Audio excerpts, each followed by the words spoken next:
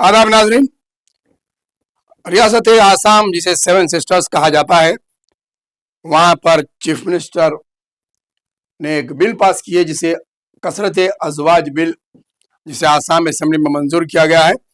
और इस बिल के तहत अगर कोई एक से दूसरी शादी करता है तो उसे 10 साल की सजा दी जाएगी। और इस बिल को मुस्तशना रखा गया है कबायली दर्जे फहरिस्त कबाइल अफराद को। चीफ मिनिस्टर ने कहा है कि अगर वो आइंदा असेंबली इंतखाबात में जीत कर दोबारा चीफ मिनिस्टर बनते हैं तो वो एक्सा सिविल कोड भी आसाम में लागू करेंगे। बात यहाँ पर अजवाज की नहीं है कि आप कितनी शादियां कर रहे हैं या फिर कितने शादियां करने की आपको इजाजत है। आसाम में इस बिल को लाने का मकसद ये है कि जहाँ पर 3 तलाक का कानून बनाया गया और जहाँ पर दीगर कवानीन जो इस्लाम की और अक़लियतों के खिलाफ बनाए जा रहे हैं, उस कानून की एक कड़ी है ये, जहाँ पर ज्यादा अजवाज करने पर आपको सजा दी जाएगी। और एक मखसूस कबीले को इससे मुस्तशना रखा गया है, जबकि माइनॉरिटी खासकर मुस्लिम तबके में 1 से 4 शादियों की शरई तौर पर इजाजत दी गई है। उस शरायत के मामले में मदाखलत करने को इस बिल से जोड़ा जा रहा है। अब जब ये बिल मंजूर हो गया है तो यहाँ पर सवाल ये होता है कि फिर मुस्लिम पर्सनल लॉ बोर्ड यहाँ पर क्या कर रहा है। इस बिल की मुखालिफत में मुस्लिम पर्सनल लॉ बोर्ड ने क्या इकदाम किए हैं, जहाँ पर वक्फ बिल को लेकर, जहाँ पर उम्मीद पोर्टल को लेकर इतना मुतहरिक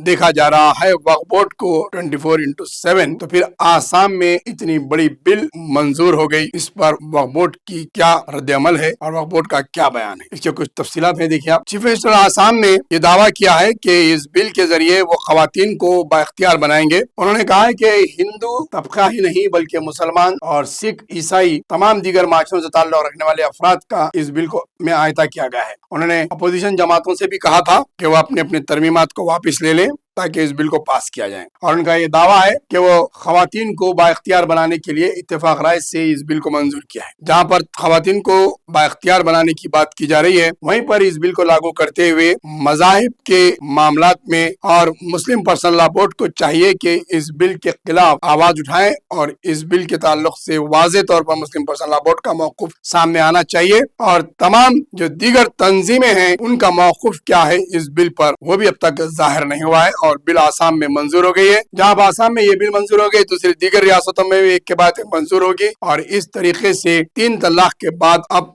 दीगर बिलों के साथ दीगर ज्यादा अजवाज की बिल भी हर रियासत में पास होने की उम्मीद नजर आने लग गई है। और माइनॉरिटी ही नहीं, सिख, ईसाई, हिंदू तबके के लोग भी इस बिल से मुखालिफत कर रहे हैं।